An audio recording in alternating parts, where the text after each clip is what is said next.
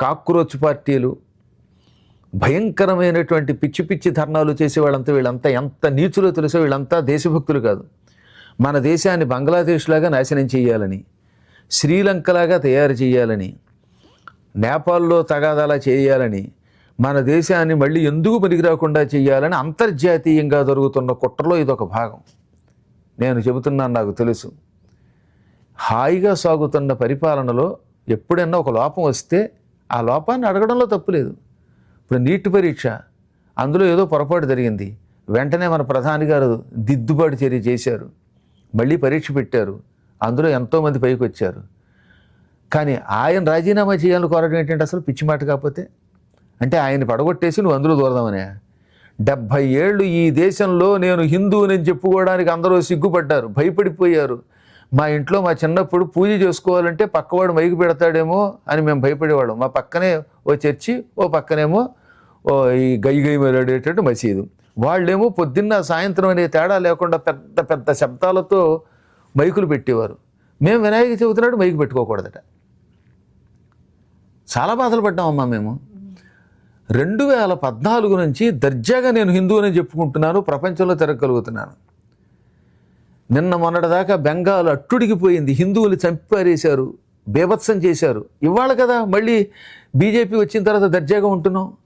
కాబట్టి సందేహం లేకుండా మీరు నన్ను ఏ రాజకీయ పార్టీ వాళ్ళు అనుకున్నా నేనేం భయపడ్డా. కానీ ఎప్పటికీ మన ప్రధానమంత్రి గారికి తోడుగా ఉండండి. ఈ పద్మం ఉన్నంతకాలమే మీరు బాగుపడతారు.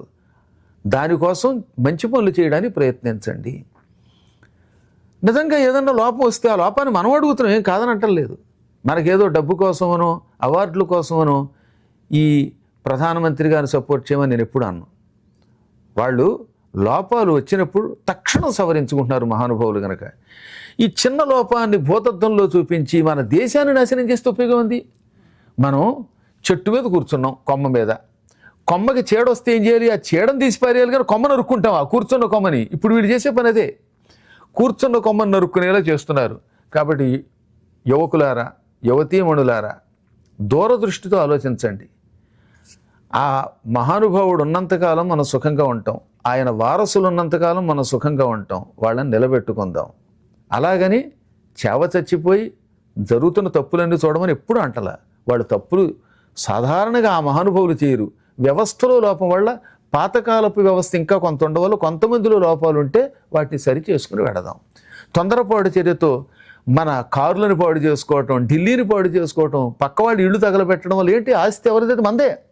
రైళ్ల మీద రాళ్ళు వేయడమా? ఒక రైలు పోతే ఎంతమంది ప్రయాణికులకు నష్టం. ఇప్పుడు రేపు పొద్దున కొత్త రైలు వేయాలంటే మళ్ళీ ఈ డబ్బులు ఎవరి మీద పడితే భారం? మన మీదనా? కాబట్టి రైళ్లు తగలబెట్టడమా, ఇంజన్లు తగలబెట్టడమా, కార్లు పడగొట్టడమా, కొంపలు తగలబెట్టడమా? ఇదే చేయవలసిన పని. మన వాళ్ళని మనం చంపుకోవడమా? కాబట్టి ఈ చైనా వాడి మాయ, పాకిస్తాన్ వాడి మాయ, అంతర్జాతీయంగా జరుగుతున్న కుట్రల్లో మీరెవరూ కూడా పాలు పంచుకోకండి. ఎప్పటికైనా నరేంద్రుడు, ఆ నరేంద్రుడి వారసులైనటువంటి యోగీంద్రులు ఉన్నప్పుడే మనం సుఖంగా ఉంటాం. లేకపోతే మనం చెంబు నీళ్లలో దూకి చావడానికి కూడా పనికి రాకుండా అయిపోతాం. అదృష్టిలో పెట్టుకోండి. ఇది నా ఆదేశం అనుకోండి. కాబట్టి మీరు అన్ని రంగాల్లో పైకి రండి. దేశభక్తి ఉండాలి. దేశభక్తి లేనప్పుడు, మన సనాతన ధర్మాన్ని మనం గౌరవించుకోలేనప్పుడు, మన మహానుభావులై మనల్ని రక్షించినటువంటి శివాజీ గారిని, ఆయన కొడుకు సంభాజీని, ఇలాంటి వాళ్ళని పొగడలేనప్పుడు, పుణ్యాత్ముల వెంట నిలవలేనప్పుడు మనం బ్రతికినా చచ్చిన వాళ్ళతో సమానమే.